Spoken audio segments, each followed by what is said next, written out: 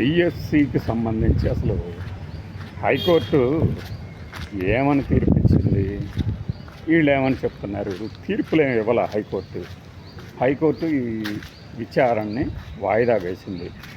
ఏమని విచారణ వాయిదా వేసిందంటే డిఎస్సి దాని మీద ఈ పిల్లు మేము విచారించడానికి అసలు అర్హతే లేదు, పిల్లు ఉపసంహరించుకుంటారా లేకపోతే దీని మీద ఎలా ముందుకెళ్తారు అనేది మీ లాయర్ని అడిగి 3 వారాల్లోపు చెప్పండి అని 3 వారాలకి వాయిదా వేశారు. పిల్లి మీద వాదనలు ఆ 3వ వారం తర్వాత కొనసాగుతాయా లేదా అనేది పక్కన పెడితే కాసేపు అసలు వాస్తవంగా దీంట్లో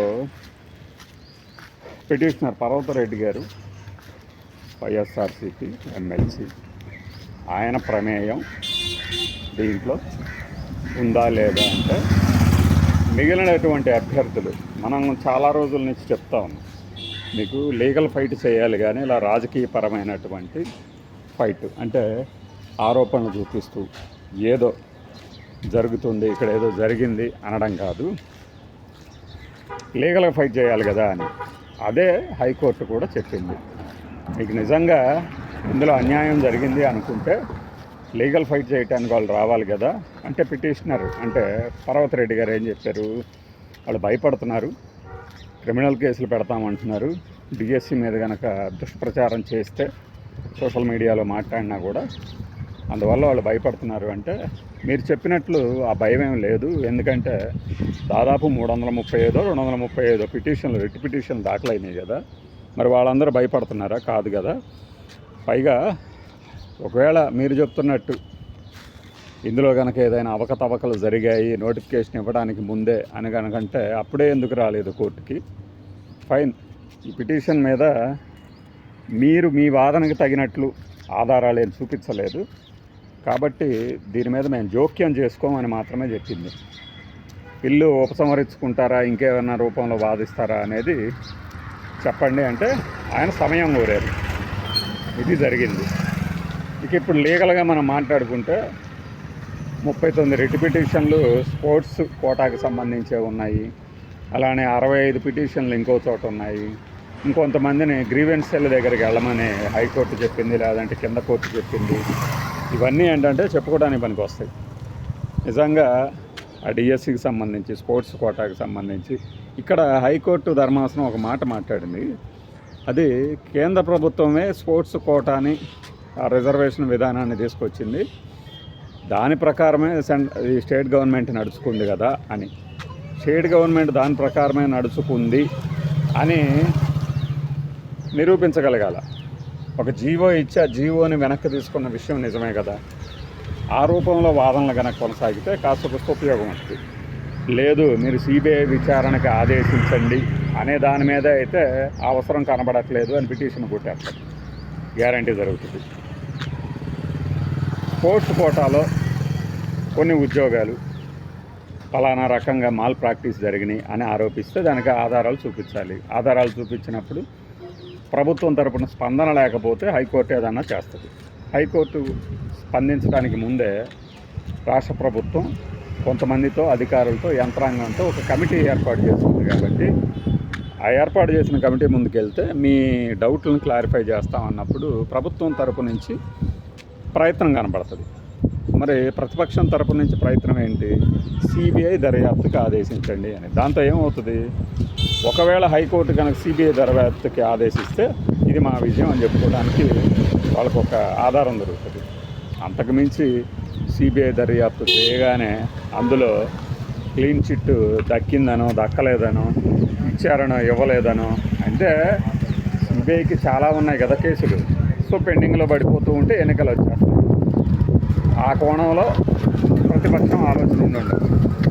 లేదంటే ఇప్పుడు అక్రమాలు జరిగాయి అని చెప్పేవాళ్ళు కోర్టుకు వెళ్ళాలి అని మనలాంటి వాళ్ళు కూడా సూచిస్తున్నప్పుడు కాస్త లీగల్ పరిజ్ఞానం ఉన్నవాళ్ళు ప్రతిపక్ష పార్టీగా వాళ్ళ తరపున వీళ్ళు పిల్లి వేశారు, మేము కూడా లీగల్ ఫైట్ చేస్తున్నామని చెప్పుకోవడానికే తప్పితే మిగిలిన వాళ్ళు కూడా రిట్ పిటిషన్లని పక్కన పెట్టి పిల్లు కనుక వేయిస్తే ప్రయోజనం ఉంటుంది వాళ్ళ వైపు నుంచనే. లేకపోతే ఏంటంటే వాళ్ళ తరపున వీళ్ళు లీగల్ ఫైట్ చేస్తున్నారే తప్పితే నిజానికి లీగల్ ఫైట్ వాళ్ళు చేయడం లేదు అనే ఒక భావన కలుగుతుంది, ఫీలింగ్.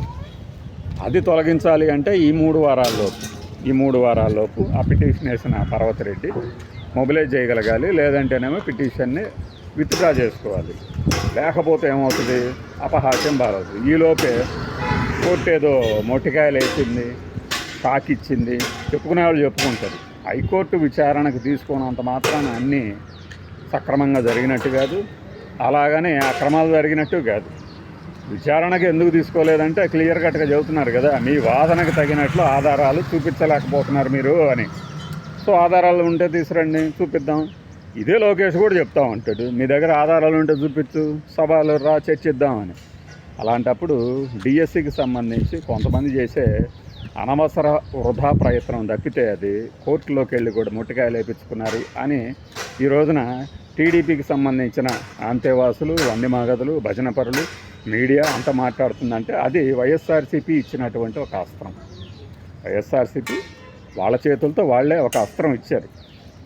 లేకుంటే విద్యార్థులు లేదంటేనేమో ఆ నిరుద్యోగులు ఎవరైతే ఉన్నారో వాళ్ళు పిల్లు వేస్తే వాళ్ళకి లీగల్గా మద్దతు తెలపాలి. ఇప్పుడు రావణ్ కేసులో ఎలా అయితే పొన్నవోలు నేను లీగల్ ఎయిడ్ ఇస్తాను అన్నట్టు, లీగల్ ఎయిడ్ ఇవ్వటం మానేసి లీగల్గా ఇళ్ళే ఫైట్ చేస్తే రాజకీయపరమైనటువంటి పోరాటమే అవుతుంది. అది మనకి ఇప్పుడు కనబడినటువంటి ఆ యొక్క పరిణామం తాలూకు అప్లికేషన్ అంటే అన్వయించడం అలానే సాగుతుంది.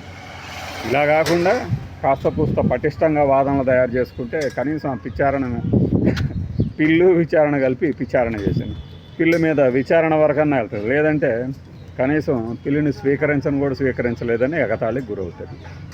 ఇది వాళ్ళకి తెలియదా? ఒక్కోసారి తెలియదు.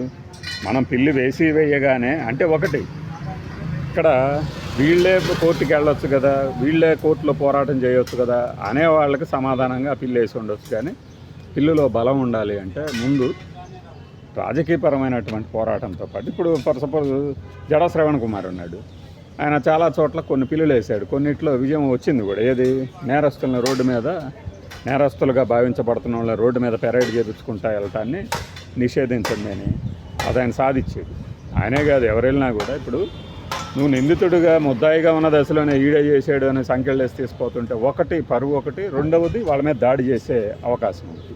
ఈ రెండింటిని నివారించడానికి కోర్టు ఆయన అడిగిన మేరకు, ఆయన వేసిన పిటిషన్ మేరకు అలాంటి పెరేడ్లు ఇకపై చేయించకండి అని ఆదేశాలు వచ్చినాయి. అలాగా కొద్దిగా స్పృహ ఉండి ఏమన్నా పిటిషన్లు వేస్తే కోర్టులో వీళ్ళకు ఉందా లేదా అనే దాని గురించి చర్చ అనవసరం. స్పృహ ఉండి పిటిషన్లు వేస్తే కాస్త కూస్త విచారణ దశ వరకు అన్న వస్తాయి. ఆ తర్వాత ఏం జరుగుతుందనేది ఆ లీగల్ పాయింట్స్ ఆధారంగా ఉంటుంది. ఇది నా అభిప్రాయం.